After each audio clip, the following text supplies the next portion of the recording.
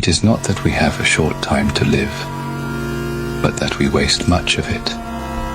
You let the hours slip through your fingers like dust, and then curse the wind for taking them. You are not pressed for time, you are bleeding it.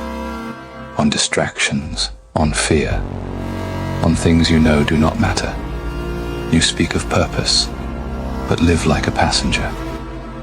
Every moment you hesitate is theft from yourself. You act like mortals in all that you fear, and like immortals in all that you desire. You fear suffering, so you shrink. You desire endlessly, so you rot. What you will not face now, time will force upon you later. And when that moment comes, there will be no refund, no mercy, only the silence of a life that could have been.